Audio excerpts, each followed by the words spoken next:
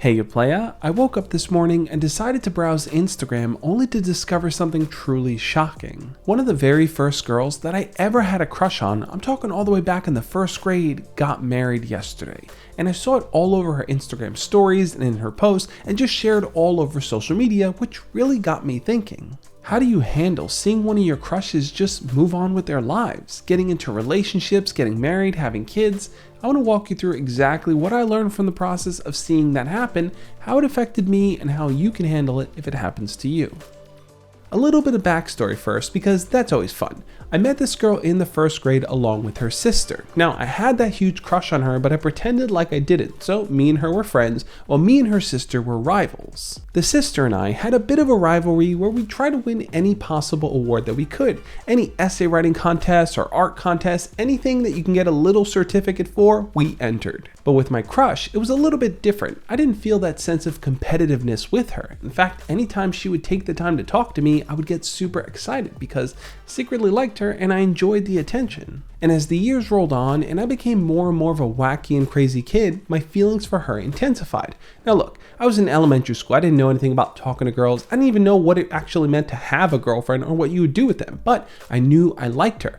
Until one incident happened that made me wonder if she would hate me forever. We were playing a game in the schoolyard called Asses Up, where basically you take a rubber ball, throw it against the wall, and if someone catches it, you have to run to the wall before they kind of peg you with the ball. It was fun, all the boys would play it, and one time my crush decided she wanted to kind of just participate in the game. So, in an effort to show her that I liked her, she threw the ball against the wall and I decided to run and catch it. Now I thought if I pegged her with the ball, she would feel that there'd be this kind of cool connection between us, but that isn't actually what happened. You see, she ran to the wall and I chucked the ball as hard as I could.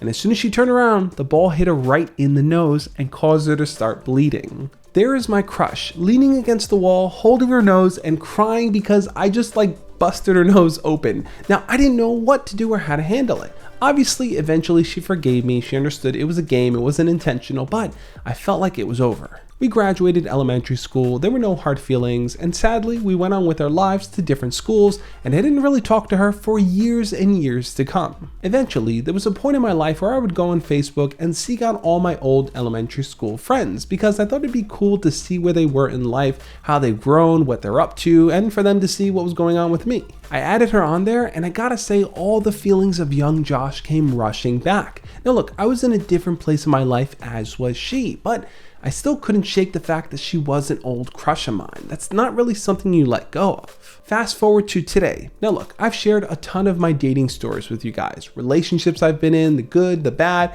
the breakups, everything that I've encountered along the way leading me up to this point. Now for her, she had a boyfriend that she was with for a good number of years. Eventually they got engaged and they set a date to be married, and that date was today, and I still felt some kind of way about it. And the feeling isn't jealousy or annoyance or anger or even that I missed out because she's the perfect girl for me. I actually feel a sense of relief. You see, as I've gotten older, I've been able to expand my scope beyond this singular crush.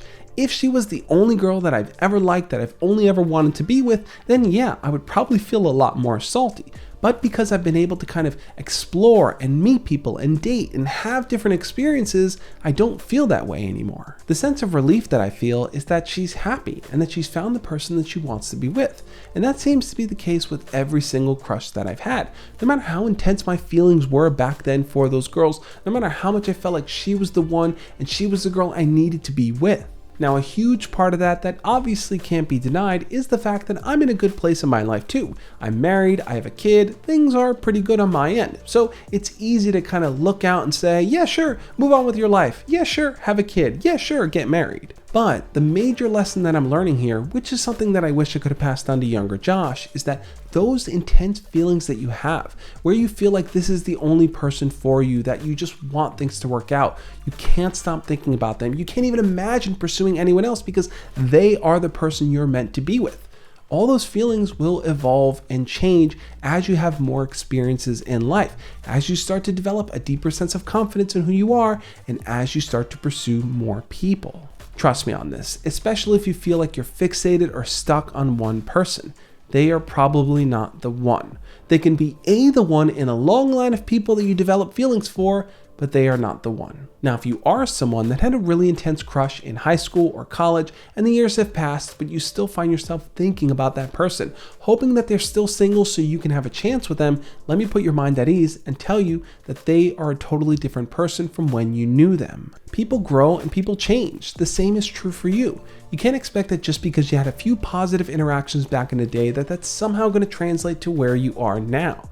You have to be able to come to peace with wherever they are. If they're in a relationship, if they have kids, if they have a family, if they move to a different state or a different country, accept that their lives are in their hands and focus on how you can grow your own. But that's just how I feel. I want to know what you think. How would you react if you saw one of your longtime crushes, the person you liked the most in all of your life, moving on and getting into a relationship and getting married? How would you react to that? Leave your comments down below. Sometimes though, things do work out in your favor and you're actually given a second chance with that person. How do you navigate that successfully? Well, I'm going to share my thoughts in the video up on the screen now. Check it out to see what you can do to actually make things work with them.